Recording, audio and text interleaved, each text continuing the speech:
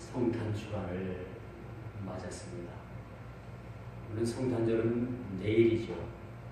그런데 이번 주간이 사실은 성탄 주간이기도 합니다. 어찌 보면 오늘 이 거룩한 주일이 성탄 주간을 지키는데 좀 더 우리에게 기억이 좀 남을 듯 합니다. 내일은 여러분 성탄절 예배를 드리고 나서 식사하고 바로 집으로 돌아가잖아요. 그렇죠? 오늘은 성탄 주간으로서 또 우리가 성탄 주일을 우리가 맞이하고 또 우리가 교제도 나누고 예수님께서 이 땅에 오셨음을 우리가 만천하에 그렇게 알리는 그러한 우리 모두가 다 되었으면 좋겠다라는 의미를 가지고서 우리가 성탄 주간을 보냈으면 좋겠습니다. 오늘 이 본문의 말씀 우리가 누가복음 사실은 21장의 말씀의 전체에 드러나는 말씀이에요.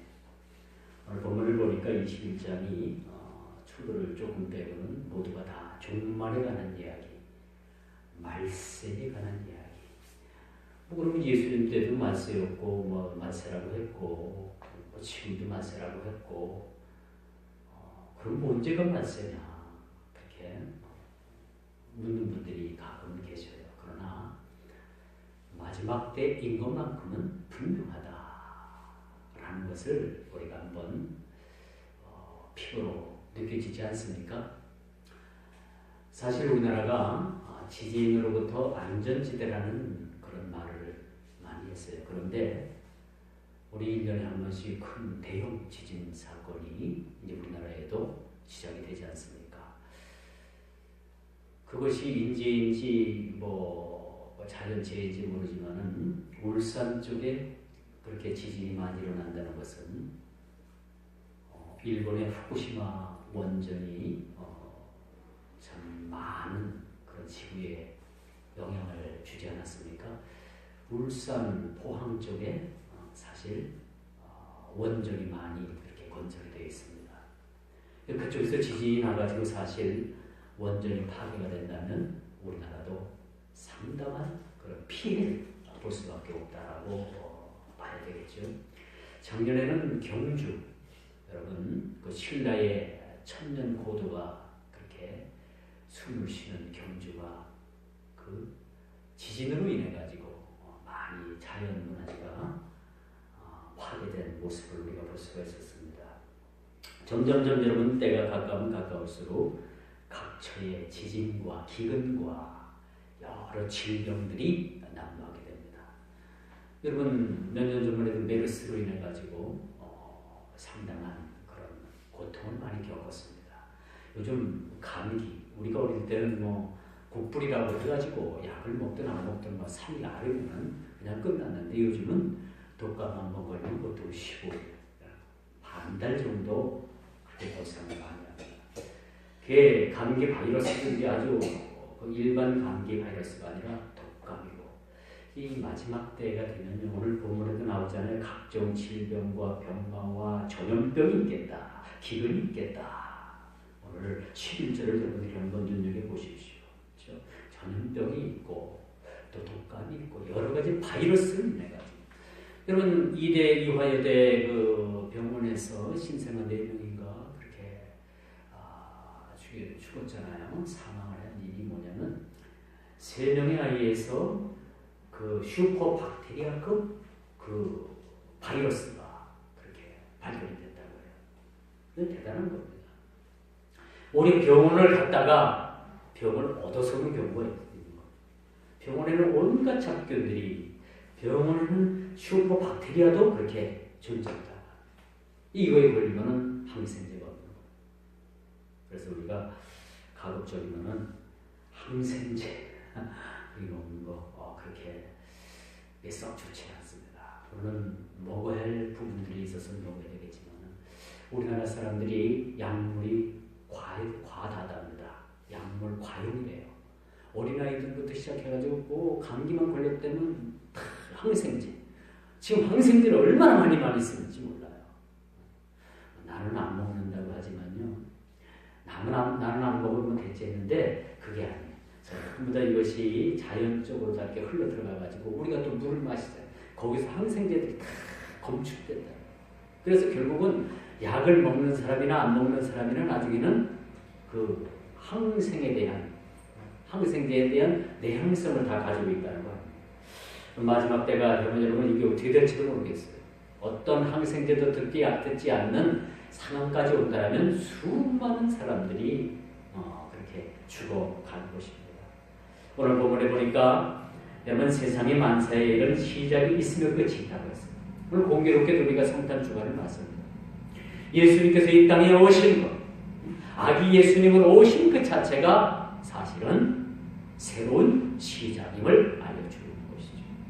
물론 구약에 하나님께서 창세기에 태초에 하나님께서 천지를 창조하시니라 라고 인류 역사가 그렇게 시작이 되고 있어요. 그러나 제2의 인간 역사는 아기 예수님께서 이 땅에 오심으로 인해 가지고 제2의 역사가 쓰여졌다고 말씀드릴 수가 있습니다. 오늘날 우리의 첫사랑 아담과 하와는 실패했습니다. 신앙생활에 실패했다는 거예요. 하나님 앞에 실패했어요. 그러나 제2의 아담으로 오신 예수 그리스도는요, 실패한 분이 아니라 그분은 승리하신 분이에요. 그 승리하신 분을 우리가 믿기에 우리도 승리했다라고 말씀드릴 수가 있는 것이죠. 그러므로 여러분 세상 만사에는 시작이 있으며 끝이 있습니다. 아기 예수님께서 이 땅에 오심으로 인해 가지고 그 후에 일어날 일들을 종말의 때라라고 말씀해 주고 있는 거죠. 다시 예수님께서 초림이 아니고 재림의 사건으로 이 땅에 오실 때에는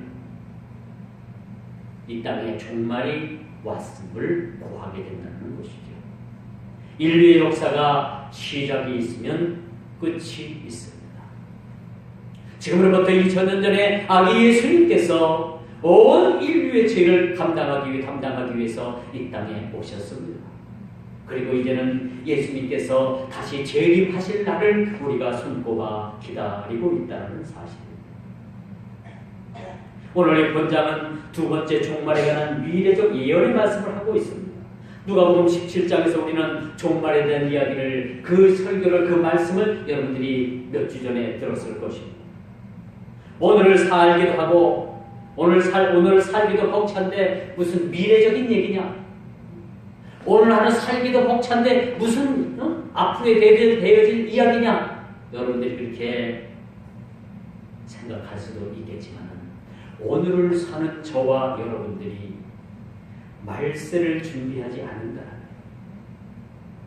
결단코 우리가 준비되지 않는다면 결단코 우리에게 다가오는 이 종말의 때는 우리가 두려움과 떨림으로, 아니 또한 간과되는 그런 일들도 사실은 두려워해야 된다는 거죠. 여러분, 성경은 열 처녀의 비유를 들어서 우리에게 마지막 종말의 때에 대해서 우리에게 말씀해 주고 있습니다. 열 처녀를 통해서 우리에게 주는 교훈이 뭡니까? 그들은 10명 모두가 다 등불을 들었다는 거예요. 그런데 등불은 들긴 들었지만은 예수님께서 오실 때까지 기름을 준비한 자는 5명밖에 되질 않았다는 거예요. 50%밖에 되지 않았다는 겁니다.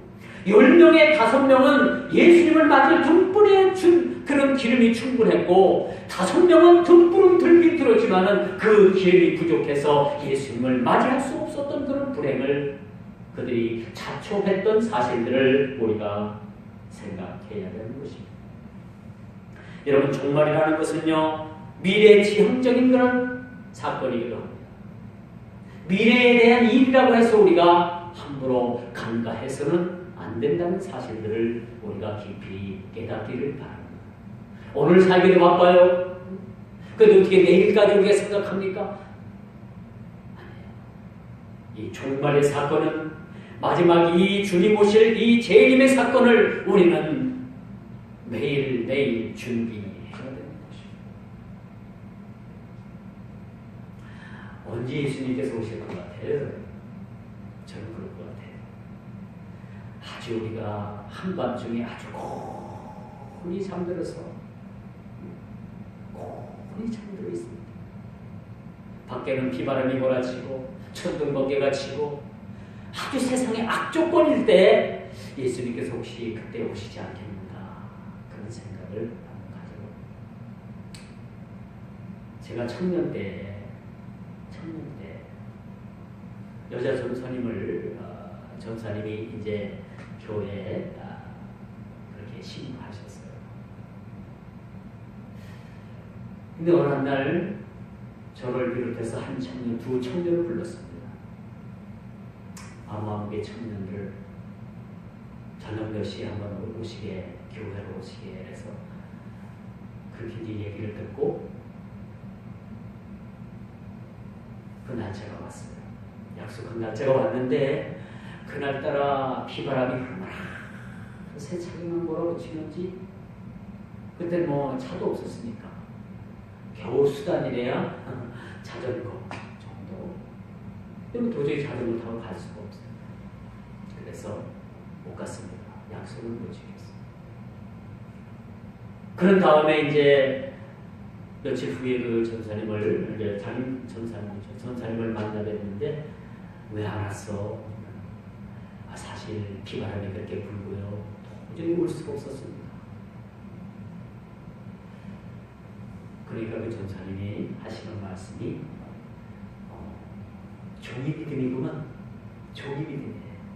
종이는 비바람이 많이 치고 바람이 불고 비가 오면은 날아갈 뿐만 아니라 그 비에 다 젖어서 종이가 흔적도 없이 여러분 휴지 같은 것들도요. 이 밖에 길바닥에 버렸는데 그것이 비가 많이 와가지고 그 휴지가 비에 젖었다면 그런 비에 젖은 휴지를 봤죠. 그냥 이보다 막 씹다가 막 뱉어놓은 것 마냥 그런 모습, 흉흉한 모습이라는 거예요. 이게 사실 약속을 했으면은 비바람이 불든지 눈보라가 치든지 그 약속을 지켰어야 되는데 약속을 못 지킨 거예요. 그래서 그 전사님이 웃으면서 아이고 종이 믿음이구만. 그래서 그땐 그 이야기를 잘 몰랐는데 나중에 우리가 약속한 것은 하늘이 두 쪽이라도 지켜야 되겠구나 라는 생각을 참 가져봤어요.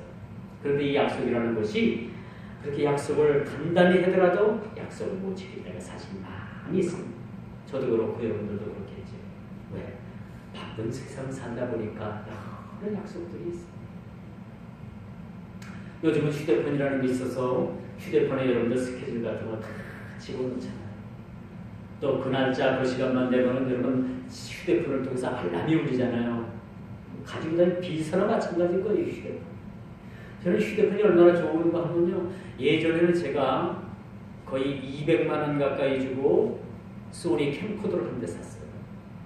옛날에 좀 잘 나갈 때 그거 사가지고 집사람한테 많은 또 얘기도 들었지만 싫은 얘기 들었지만 저 뒤에 보면요. 제가 200만 원 넘겨주고 산 캠코더가 있어요. 소니. 근데 지금은 저 소니 캠코더가 이 앞에 있는 이 휴대폰 기능만도 못해요. 그렇게 기능만도 못해요. 근데 예전에 한 20년 가까이 될 거예요. 저거 산지. 지금은 저게 옛날에는요. 저거 하나 들고 다니면요. 와 하고 쳐다봤어요.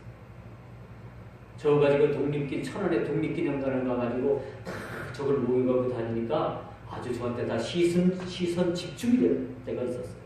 사람들이 신기해 보여요. 근데 지금 저걸 제가 내고 돌아다니면 저 사람 뭐 하는 사람인가? 저 사람 아무래도 조금 정신 좀 나간 사람 아닌가? 그렇게 생각해요. 그럴 때도 있었습니다. 여러분, 이 종말적 사건은 미래의 사건입니다. 미래의 일이기 때문에 우리에게 닥치지 않을 수 있다라고 한다면 이것은 전적인 오해입니다. 사랑하는 성도 여러분, 오늘 사는 우리 모두가 미래지향적인 미래적인 사건이지만은 종말을 준비하고 마지막 때를 준비할 수 있는 저와 여러분들이 되기를 주의 이름으로 축원드리겠습니다. 오늘 이 종말에 대한 문제 제기를 우리가 본문 말씀을 통해서 찾아볼 수가 있겠죠. 예수님 때에도 AD 70년대 종말의 때를 예수님께서 그렇게 말씀하셨습니다. 예루살렘 성전이 회파되리라는 것이죠. 이것이 역사적인 사건으로 그들에게 임했다는 사실입니다. AD 70년 예수님께서 예언한 대로 예루살렘 성전이 완전히 그 로마 티토에 의해서 파괴가 되는 사실을 우리가 보게 됩니다. 이로 인해서 여러분, 이제 역사적인 예루살렘의 멸망을 예를 들면서 미래지향적인 예수 그리스도의 재림에 관한 예언을 오늘 본문 말씀을 통해서 다루고 있죠. 말세 징조를 다루고 있습니다. 예수님 때도 말세라고 했고 21세기를 살아가는 오늘도 말세 때라고 합니다. 종말이 다가왔다고 말씀을 합니다. 많은 성경학자들이 많은 예언을 하는 그런 예언자적인 그런 학자들이 이제 말세하고도 지말이다 라고 얘기해요. 오실 날이 5분 전 12시 5분 전 급박하다는 사실을 그렇게 예견을 하고 있습니다. 그러나 분명한 것은 언제 올지 그것은 아무도 알 수 없는 거죠. 성부 하나님만이 그날을 제시해 주고 있다는 사실을 우리가 알게 되는 것이죠. 여러분, 말세의 징조가 어떤 일이 일어나는가 오늘 본문 한번 보십시오. 민족이 민족을, 나라가 나라를 대적한다고 했습니다. 여러분, 북한 핵 때문에 세계가 골머리를 앓아요. 유엔에서 자주 총회를 갖습니다. 북한이 핵을 쏠 때마다 유엔에서 회의가 열립니다. 안전보장이사국이 참석을 해가지고 회의를 합니다. 근데 회의를 했지만은 별다른 뾰족한 수가 나오질 않습니다. 근본적인 문제 해결이 나오질 않는 겁니다. 기껏해야 경제적인 제재, 중국을 압박해가지고 석유 끊어라, 못 끊어라, 생활필수 못 끊어라, 겨우 그 정도입니다. 미국에서는 문자를 넣죠. 북한을 초토화시키겠다. 그것도 마음대로 되질 않는 겁니다. 생각대로 되질 않는 겁니다. 이미 미국에서 북한을 군사적인 옵션을 쓰기에는 이미 북한이 너무 많이 핵에 가까워 있음을 우리가 보게 되는 겁니다. 세계 정세가 이렇습니다. 민족이 민족을, 나라가 나라를 대적하는 일들이 세계 교수 곳곳에서 일어날 겁니다. 이스라엘과 팔레스타인이 지금 굉장히 사이가 안 좋아졌잖아요. 우리 지구 역사상 우리는 1, 2차 대전이라는 아주 큰 전쟁을, 세계 전쟁을 우리가 치렀습니다. 앞으로는 여러분 이 지구상의 3차 대전이 일어나게 될 겁니다. 계시록장에 보면 아마겟돈 전쟁이 등장을 합니다. 아마 이것이 핵전쟁이 아닐까 하는 그런 염려도 사실 있습니다. 여러분, 지구상이 만들어놓은 이 핵폭탄이요, 지구를 50번 가루로 만들고도 핵폭탄이 남는답니다. 언젠가 만들어놓은 것이 이것이 터질 거예요. 하나님께서 이 땅을 어떻게 심판하시든 간에 인간이 자초한 그 일로 인해서 이 지구는 멸망을 받을 것은 분명한 사실입니다. 또한 여러분, 우리가 총소리는 총성은 들리지 않지만 세계 각국마다 얼마나 무역전쟁이 심화되고 있습니까?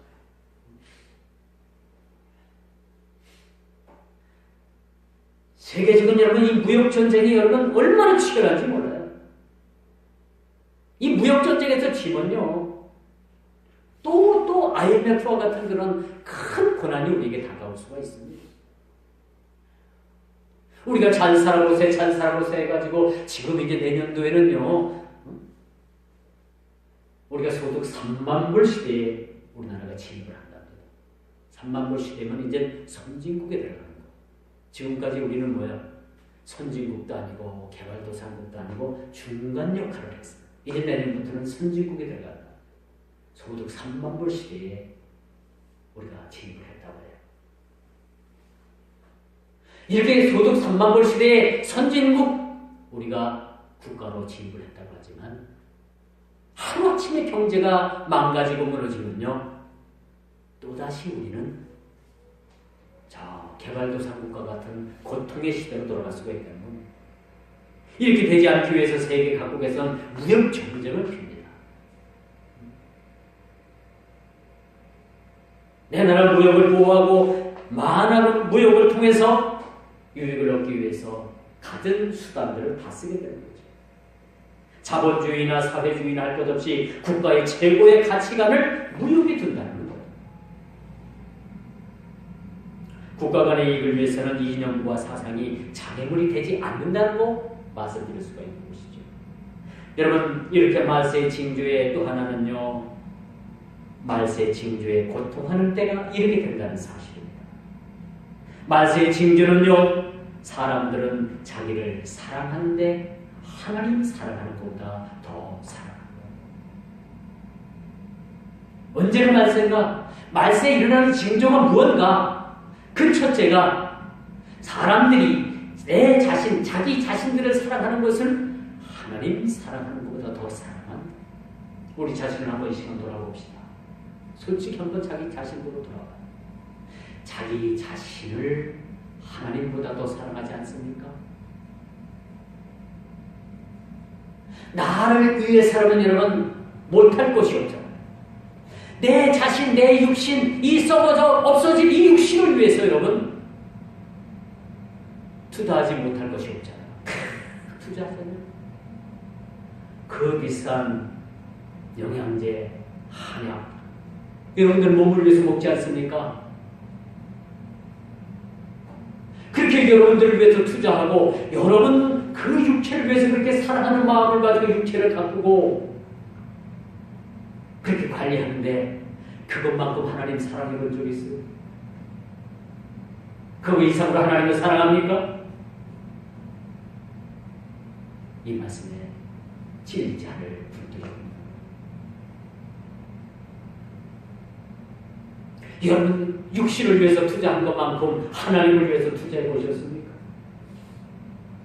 아니 여러분 육신을 생각하는 것처럼 하나님을 그렇게 깊이 생각해 보셨습니까? 이 말세에 일어나는 진중 하나님 사랑하는 것보다 사람들은 자기를 사랑한대. 두 번째 돈을 사랑한다는 거예요. 여러분 지금 물질 만능주의에 우리가 살아가고 있어요. 돈이면 안 되는 것이 없다고 하잖아요. 충청북도 그 인물 가운데 이원종이라는 분이 있었어요. 이분이 충청북도 도지사도 오랫동안 했고 장관 자리도 했고 얼마 전에는 박근혜 정부 때 비서실장을 잠깐 했던 분이 충북에서는 그래도 자랑스러운 인물 가운데 꼽히는 거예요.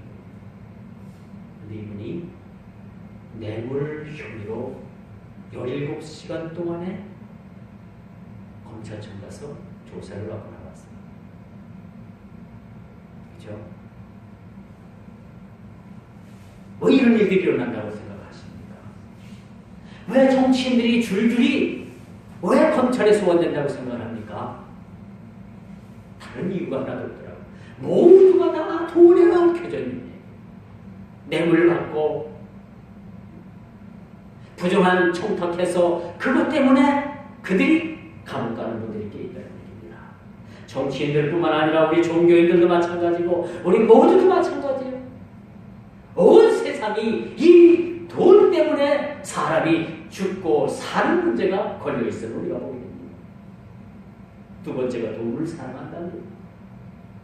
그리고 세 번째가 자기 자신을 자긍하는 거예요. 스스로 긍지를 느끼고 자기의 어떤 삶의 긍지를 가지고 하나님을 제일 높여드려야 되는데 그게 아니고 자긍하는 거예요. 자기 스스로가. 그리고 또한 교만하다고 합니다. 사람들이 교만해요. 겸손할 줄을 모릅니다. 그리고 회박하는 자들이 많이 있다는 얘기예요. 또 부모를 거역합니다. 감사치 아니합니다. 거룩하지 아니합니다. 무정합니다. 원통함을 풀지 않습니다. 참소합니다. 절제하지 못합니다. 사납습니다. 선한 것을 노골적으로 좋아하지 않는다고 했습니다. 용서해 오시 여러분들에게 한 가지라도 여러분들에게 해당된다면 여러분 오늘 그 하나까지도 다 내려놓으시기를 주 이름으로 축원드리겠습니다. 배반한다고 했습니다. 탐며 조급하며 자고하며 쾌락 사랑하기를 하나님 사랑하는 것보다 더 한다고 했어요. 마지막 때가 되면 친구가 나를 잡아다가 나를 팔 수가 있어요. 내 부모가 나를 잡아다가 나를 팔 수가 있습니다. 내 이웃이 나를 잡아다가 예수 믿는다는 이 하나 때문에 나를 팔아 세상 사람들 앞에 넘길 수가 있습니다.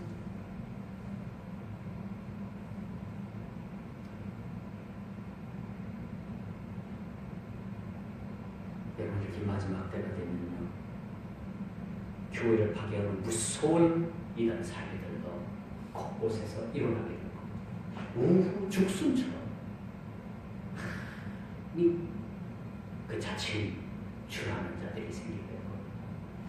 요즘은요 신천지가 얼마나 극심한지 우리 교회도 그런 책자가 와요.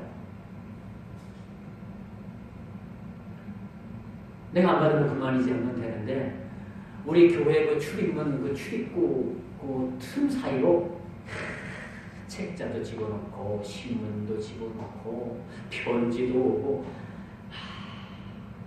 야 아주 집요합니다. 집요해요.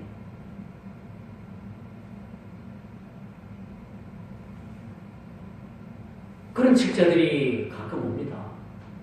요즘 들어서 더 빈번합니다. 오늘 횟수가 너무나도 집요합니다.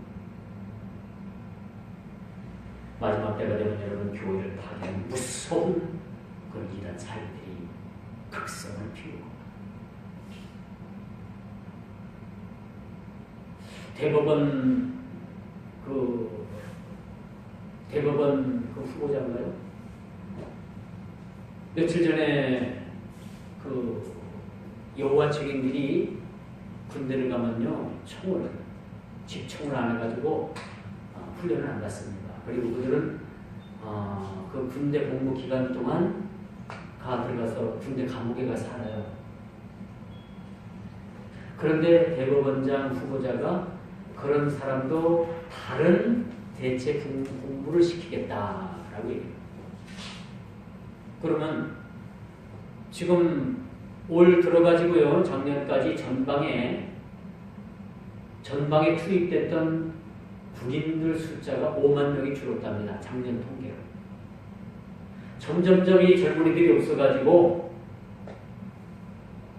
이 군대 가는 숫자 그런 장병들이 줄어드는 판인데 이 사람 빼고 저 사람 빼면 나라를 누가 지킬 거예요? 지금 우리나라가 지금 심각한 문제에 처해 있습니다. 여호와 증인들은 이 젊은이들은요 군대 안 갑니다. 군대 가는 시간에 감옥 갔다가 저녁 날짜가 되면 그들도 감옥에서 출소합니다. 지금 세상이 지금이 왔어요. 다윗도 호련히 나라를 위해서 칼을 잡았던 사실을 우리가 보게 됩니다. 여러분 나라가 있고 교회가 있지 나라가 없는데 교회가 있겠습니까? 그래서 우리는 국방의 의무를 철저하게 사실은 우리 그리스도인들은 져야 돼요. 의무를 다해야 돼요. 의무를 다해야 돼요. 마지막 때가 되면 이렇게 교회를 파괴하고 세상을 그렇게 악하게 만드는 이 이단 사이들을 위해서 교회가 하나둘씩 잠식을 당하고 있음을 우리가 안타깝게 생각하지 않을 수가 없습니다. 여러분 국회에 계류 중인 남녀평등법이 국회에서 제정을 안 해도요 충청북도 그런 지방 자치제 조례에서 이것이 통과가 되면요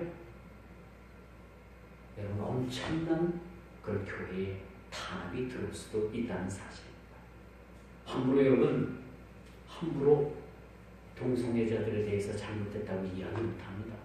미국에서는 어떤 그런 일이 있었냐면요 동성애주를 인정한 그 주에서 동성애자가 와가지고 그 목사님께 주례를 요청했어요. 주례. 그러니까 목사님이 신앙의 양심상 나는 당신에게 주례를 할 수가 없습니다. 저들 수가 없습니다. 왜 그러냐고 했더니 하나님께서 짝지어 주신 남녀 처녀 천국이 결혼한다면 내가 줄여 서주겠는데 당신은 남자끼리 와가지고 어떻게 내가 그것을 줄여 서달라고 하는데 할 수 있겠느냐? 못한다고 했었어요. 거절을 했어요. 그래가지고 그 목사님이 버리고 냈어요. 심지어는 고발이 됐습니다.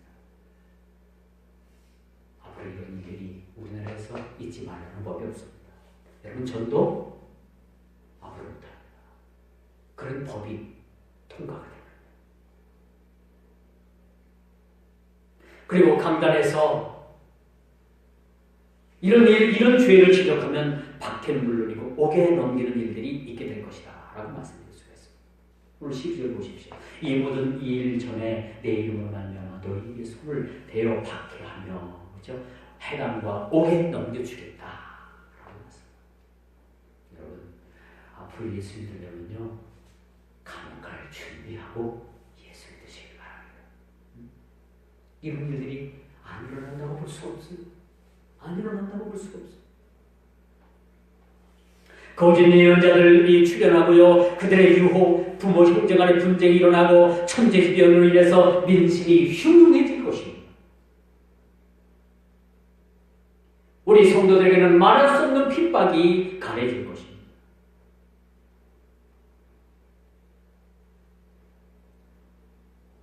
마태복음 16장 3절을 보니까 너희가 하늘이 붉으면 오늘 날이 굳겠다 하는데 너희가 천기를 분별할 줄 알면서 어찌 이 시대를 분별하지 못하느냐라고 우리 예수님께서 그렇게 말씀을 하십니다. 시대를 분별할 수 있는 것은 아닙니다.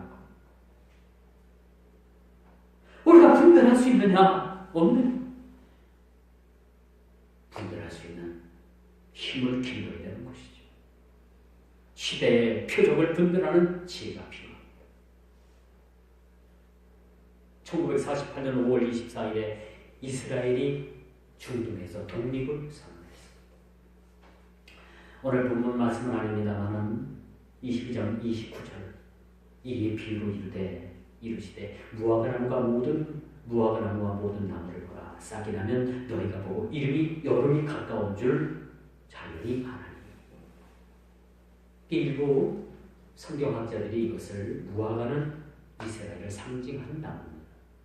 무화과 나무에 다시 싹이 돋는다는 것은 이스라엘의 회복을 얘기해 주고 그동안의 세계 도처보다 떠들던 이스라엘 민족이 1948년 5월 24일 날 중동의 그 팔레스타인 이것은 무화과 나무에 싹이 났다라고 표현하는 그런 학자들도 있습니다. 참고하시면 돼요.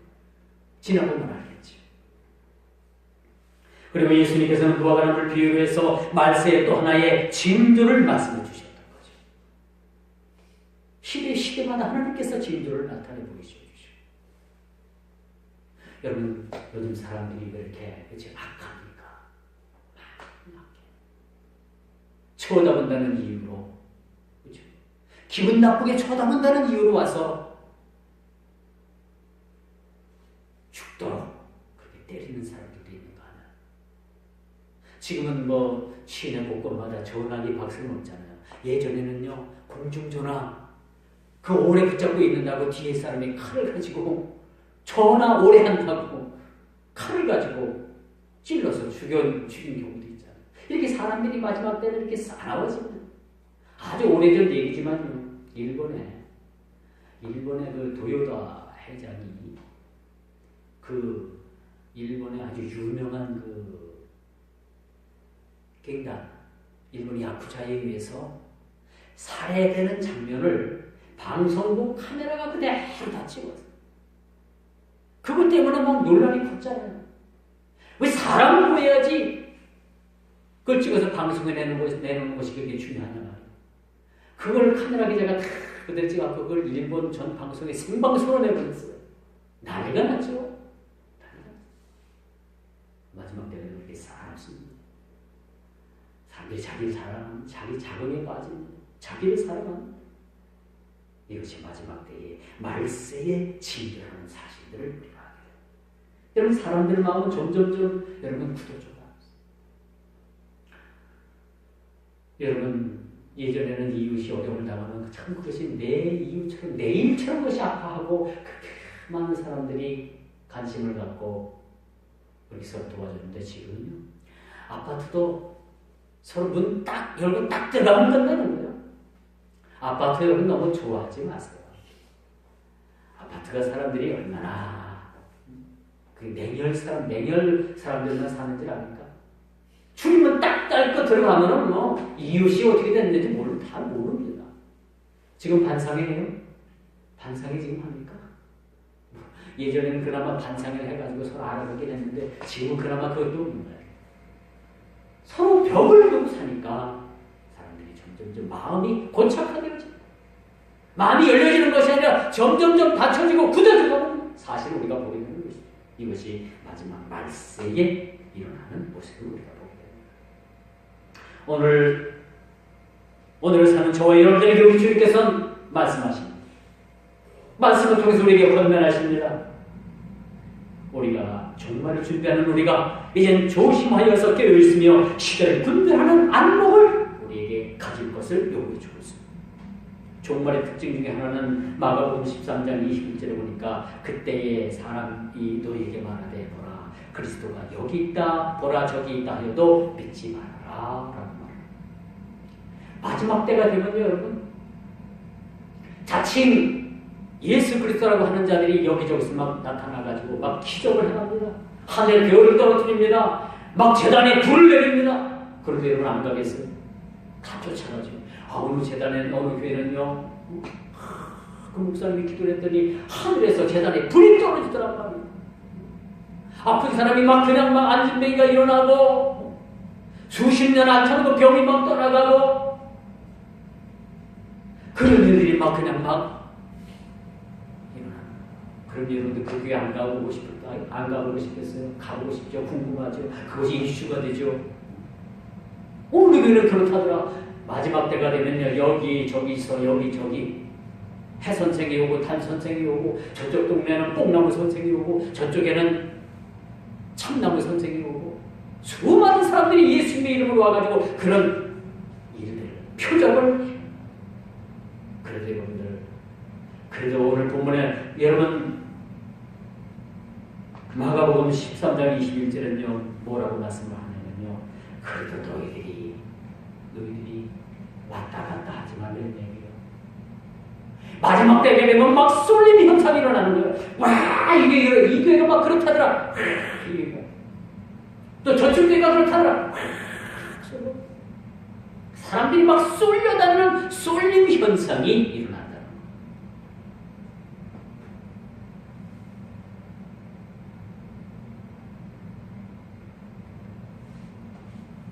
사람들은 진리를 멀리하고 영혼을 유린하는 일들에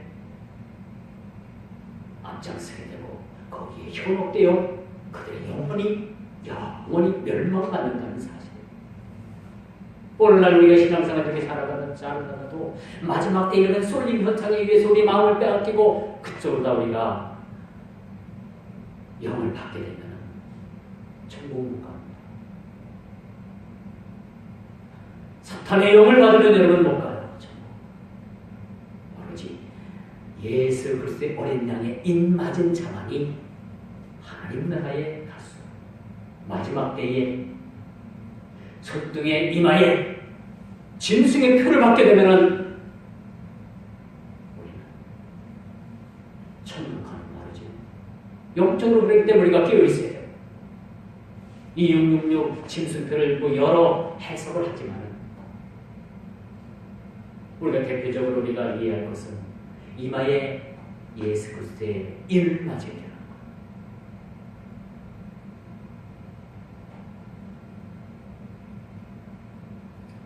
여기저기 미혹에 덫에 걸려 멸망받을 자리에 수많은 사람들이 제약의 나라로 지금도 떨어져 가고 있습니다. 뭐 인천에 가니까 뭐 예루살렘 뭐 무슨 교회는 그 목사가 이모모시라고 이름 다 밝히면 또 또 이게 또 뭐 명예훼손 문제가 될 수 있으니까 제가 그렇게는 밝히지 못합니다. 뭐뭐 교회는 그 목사가 체면수를 걸어가지고 사람들을 자기도 교인들을 앞에다 갖다 놓고 세워놓고 체면수를 해서 넘어뜨립니다. 멀쩡한 사람이 벙어리가 금방 됐대요. 말을 못한대. 그래서 그 목사님이 막 기도하니까 그냥 막 그 벙어리가 됐던 막혔던 뭐 입이 다시 뚫어지고 근데 다 가짜더라고요. 그러니까 조작한 거야. 그러니까. 그렇게 속입니다. 여러분 귀신은 속이고 죽이고 멸망시키는 일에 대장입니다. 여러분 속지 마십시오. 사탄에게 속으면 안 됩니다. 속이는데 귀신은 죽이는데 멸망시키는데 그들이 선수입니다. 우리가 깨어있지 않고 분별하지 못하면 우리가 당할 수밖에 없습니다. 그날이 그 덫과 같이 우리가 마음이 어두워지고 뜻밖의 그날과 그날을 통해서 덫과 같이 이 어둠이 임하게 될 시대. 하늘의 별과 같이 주님의 빛으로 여러분들이 세상을 밝히게 됩니다. 분별이 되는 자연의 말씀이 결론을 맺습니다. 장차올 종말의 모든 환난을 피하고 주 예수 그리스도 앞에서 서도록 깨어 있기를 주의 이름으로 축원드리겠습니다. 에베소서 5장 8절에 보니까 너희가 전에는 어둠이었더니 이제는 주 안에서 빛이라 빛의 자녀들처럼 행하라 라고 말씀해 주셨습니다. 어렴풋이 알면 안 됩니다. 종말에 관한 일들을 여러분이 확실하게 알고 거둬야 됩니다. 어렴풋이 알면은요 죽습니다. 먼저 이것을 아시니 만세에 기름하는 자들이 와서 자기의 정욕을 쫓아 행합니다. 또 기름하여 가는데 주의 강림하신다는 약속이 어디 있느냐? 조상들이 창수로부터 만물이 처음 창조될 때와 같이 그냥 있다라고 거짓 증언하는 자들이 나타날 것이라고 베드로후서 3장 3절에서 4절에 이렇게 말씀합니다. 지금까지 가만히 자고 있는데 무슨 말세냐? 무슨 이런 일들이 일어나겠느냐? 아니다. 이런 일 없다라고 기록하는 자들이 나타나게 된다는 거예요. 여호와 증인들은요 천국 안 간대요. 자기들은 이 땅에서 영원히 산대요. 그들은 천국 부정합니다. 그리고 천국 갈 사람들은 아주 특별한 사람들만 간대요. 몇몇만. 그리고 자기들은 여기서 지상낙을 들으면서 산답니다. 여러분 하루가 천년 같고 천년이 하루 같다는 사실을 여러분 아십니까? 이렇게 세월은 가는 거예요. 천년 세월이 하루아침 같은 수밖에 하루아침 같이 지나갑니다. 하루아침이 천년이 될 수도 있습니다. 이런 시간에 이런 세대에 우리가 확실히 주의 말씀을 붙잡고 빛의 아들들로 거하시는 여러분 모두가 다 되기를 주님의 이름으로 축원하면서 말씀을 맺도록 하겠습니다. 기도합니다.